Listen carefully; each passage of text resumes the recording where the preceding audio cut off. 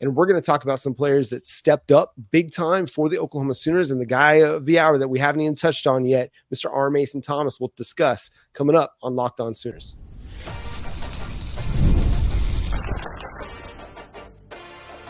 You are Locked On Sooners, your daily podcast on the Oklahoma Sooners. Part of the Locked On Podcast Network, your team every day.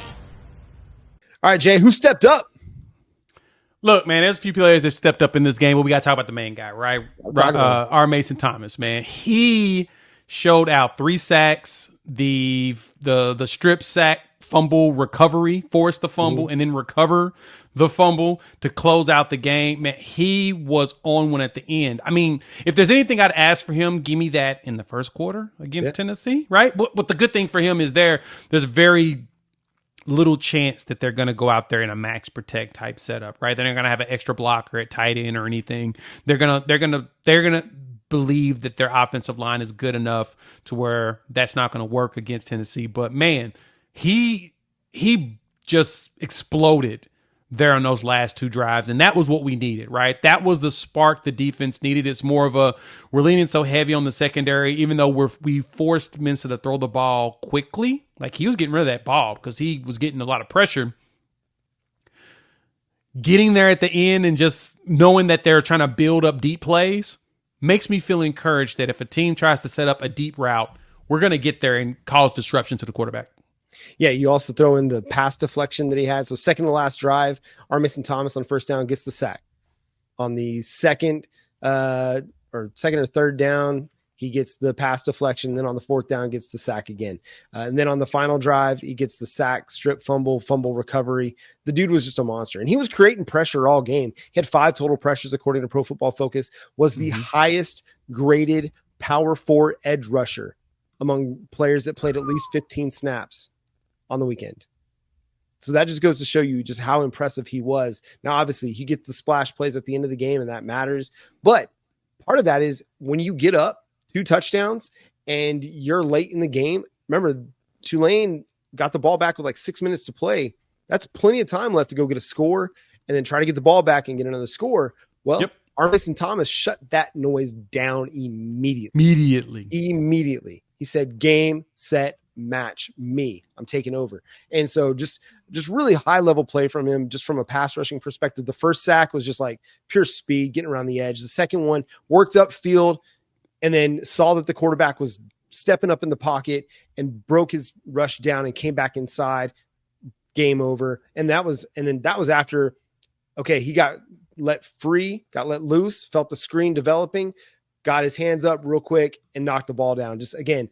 And then that last sack, man, I think that was just really, really impressive as well. Just showing a lot of really high level. We've been talking about Armeson Thomas now for years on this show. I'm sure Jay's been doing it over at Unfair Sports as well. We saw it. We saw the promise today. We saw on Saturday. And that's what everybody's been so excited about, from the coaching staff to people that he works with, the players, fans, everybody's seen the flashes. We saw the production on Saturday. And that's all we've been waiting for, right? So he was one to me on the defensive side. Offensively, man, Bauer Sharp was looking good. Yeah. Right? He got some good blocks in, catching those 4 passes across the middle. I was very happy with his participation in this game. Now, of course, there's a lot more to be desired. I would like to see Bauer get 10 catches in a game, right? But he played, 63 snaps? And based upon Pro Football Focus, and his pass blocking grade was at a 70. So when he was out there blocking, he actually did well. I just need him to get better on the run blocks more often. I think there was one run that Barnes got like 12 yards or something. He bursted up the middle and was gone. And Bauer Sharp was right in front of him leading the way. He opened up the hole. The hole was huge. And Javonte Barnes was gone. Got his 12 yards out of it. We need more of that, right? And I also need him to do more catching. So unfortunately for him, I just need him to do a lot of everything. Give me a lot of everything. And you give me a lot of everything, I think we'll be a lot better. Yeah, I thought Oklahoma's offensive line stepped up, man. Again, they were better than what they were a week ago. I thought better. Josh Bates had an improved performance. The mixing and matching, the constant turnover along the offensive line, that's tough to deal with. But again, they played well. They kept Jackson Arnold clean on 79.4% of his dropbacks, 27 of his dropbacks. and he completed 69.270% of his passes when he was kept clean. Against the blitz, or when he was under pressure, he was 0 for 3. But that was only on 7 dropbacks. So we got to improve there. But again, I thought overall the offensive line played well. I thought Deion Burks had another really nice day. We didn't even talk about the throw that Jackson Arnold made into the end zone when Deion Burks was pushed out of bounds and didn't reestablish himself. That was such a beautiful throw. Dime. Absolutely gorgeous. You see the word dime thrown out on social media all the time. It gets overused. That was a dime. He couldn't have handed it to him better. You know what it reminded me of? The Baker Mayfield pass to Mike Evans. That was a touchdown in week 1. Now, that was actually a catch, and it was thrown into a spot where either Mike Evans was going to catch it or was going out of bounds, going to be incomplete. Mike Evans got around that player. Boom. As soon as he got there, he just did this. Catch, touchdown. Just like it, except for, like you mentioned, he didn't need to establish his feet back. I wish he had recognized where he was because he did get pushed out. But if he had to force himself back in just a little bit and make that catch, oh, yeah, that would have been elite. And that's another example of the wide receiver splits needing to set themselves up so that their releases allow them more room to operate up that sideline. And maybe that's something that, hey, Emmett Jones, Seth Luttrell, y'all need to work on those splits because there's something that's just not quite right about that. Anybody else that stepped up for you? Danny Stutzman, another 12 tackles, 300 tackles for his career. Congratulations. He's so good. He's just so good, man. He really is. The whole linebacker room was looking like they needed to look the way they were supposed to. Like there was some spots where in the run game they probably should have done a little bit better, but Danny was just all over the darn place, and I love that. Dejon Terry had a really good game. Yeah, like he had a really good game stopping the run and making tackles. I would like for him to get a lot more pressure on the quarterback, but I'm not concerned about that. That's something. The way he's clogging things up, I think he'll be fine. Him and then Caden Woolard got some good pressure out there on the pass D, and so I'm excited to see more of Caden coming into this game going forward. Yeah, Adepoju Adebawari drew a significant holding call late in the game that helped set up one of Armeson Thomas's sacks. Huge. Yep. Listen, you may not always be the guy that gets to the quarterback, but if you can draw a holding call, that's about as good as drawing a sack. So yes, shout out to him, man. He's not getting a ton of opportunities, but he got more in this game as Oklahoma knew Tulane was going to look to set up more deep passing stuff, and they wanted to get him in there on passing down. So shout out to PJ for taking advantage of his opportunities. Let's talk about a few SEC things that happened over the weekend. What was the most significant thing that happened in SEC play in your mind, Jay? Toledo went to Stark Vegas and won. Hot seat, Jeff Levy. Jeff, what are we doing? So look. No shade to him. He's starting some stuff over there. Unfortunately, they had a lot of turmoil over the last couple of years. So, they're still recovering from it. But yet and still, everybody has been wishing for Jeff Levy to be here. They scored 17 points on Toledo. They looked really bad. Now, Toledo could be our group of 5 team that makes it to the playoffs if they're just as good as, they're advertising themselves. But because they're 3-0, but at the same time, yeah, they did not look good. They were giving up like 30 points per game coming into this one. Toledo was.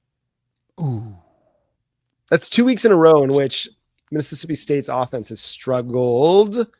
And maybe it's a Blake Shapen thing. Maybe it's a Jeff Levy thing. Maybe they just don't have the talent there yet in Mississippi State. But you're not going to get many wins this year if you can't beat Toledo. And that's significant.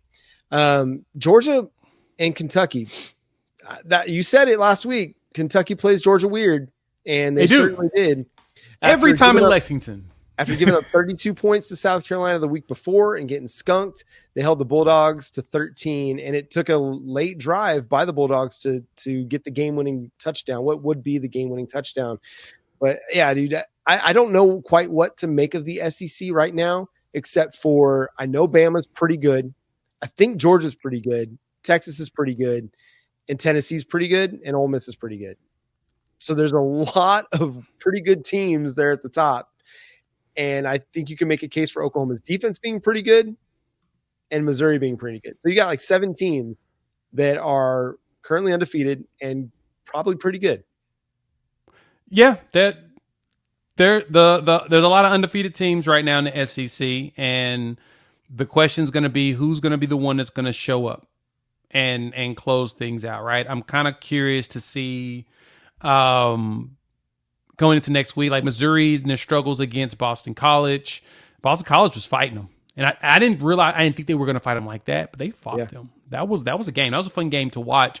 I'm ready to see them go down to Texas A&M at Kyle's Field and see what that looks like because, the expectation is Missouri's going to walk in there and beat up on Texas A&M.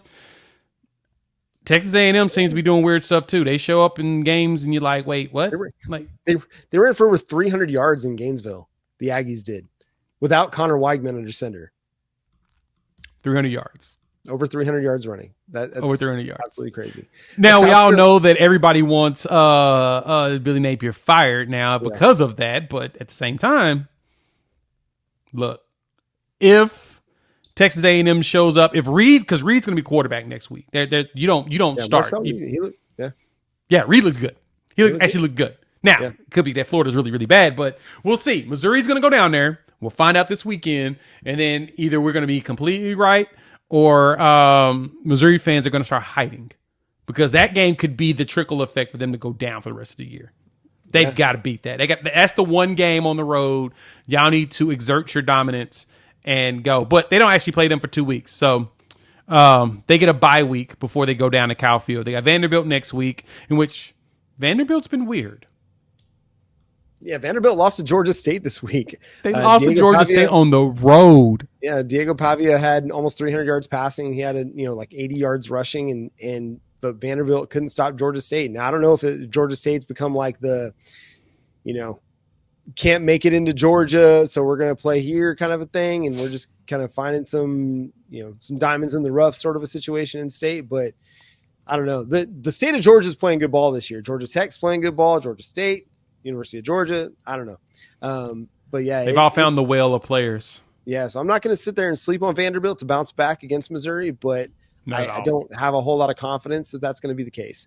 South Carolina and LSU, man, they played a great game. What a game. That one was a back and forth one. South Carolina lost Lenora Sellers and had to go to Robbie Ashford, and their offense just wasn't the same. Ashford just doesn't have the same running ability that Sellers does, and that really changes the dynamic of their offense. But they still had a chance to tie it at the end of the game. They just barely missed a field goal. When I saw the replay, I'm like, wait a minute, that kind of looked like it went in, but I guess they're saying no. So, all right. Look, they had 2 pick sixes called back because of stupid penalties. Like dumb penalties. Dumb. The penalties were there, but at the same time, you don't call back a pick six. News was soft. It's just wild to me that you can't block a quarterback, even though that was very much a blindside block and a very hard blindside block. But at the same time, I don't get how that negates a touchdown. Right. Right. It's not even like the play is way gone at that point. They need to start adopting some soccer rules, like play on kind of a situation, right? Yeah. And then if it becomes an impact, like a part of the play, and it disrupts the play and gives the team an advantage, by all means. But dude, play on. Just play on. Yeah, that's kind of like what you really need to do. Just let it ride. But I get it. I get why they I mean, the rule book, what the rule book says, the penalty should be at the spot. The 15 yards be at the spot of the penalty. But to me, yeah, man, that's 2 pick sixes. God, that hurts. I feel bad for the Gamecocks on that, even though I picked LSU to win that game and it makes me look good. So we're going to go ahead and just ride with the fact that LSU won and it makes me look good. Hopefully, I'll see if I hear from these South Carolina fans. I probably won't. I had South Carolina plus the points, so we feel good about that. But still, I think South Carolina, you hate penalizing players for playing football. Right. You're in a physical sport. The game's the game. That's what happens. But Nussmeier looked like he got murdered the way he acted with that one. And he really did. Nice little football flop on that one. Before we get out of here, we're running a little bit late on this show, but thank you so much for being a part of it. Arch Manning, he looks really good. The situation is really good. Great, really good offensive line, really good receivers, but he looked really good. Oh, no, he did. 100%. I guess the question now is there going to be a quarterback controversy because Quinn's not playing for possibly 2 weeks? Yeah, maybe. We'll see, man. It's going to be interesting. They'll have the bye week before the Red River Showdown, so that gives them another opportunity to get Quinn healthy. But if they can get through these next couple of weeks with Arch under center, I think Sark would go back to Quinn before, just he has to, right? Job. He's going to have to go back to him just because. Listen, you go with the experience. You're trying to contend for a national title. Quinn's been really good.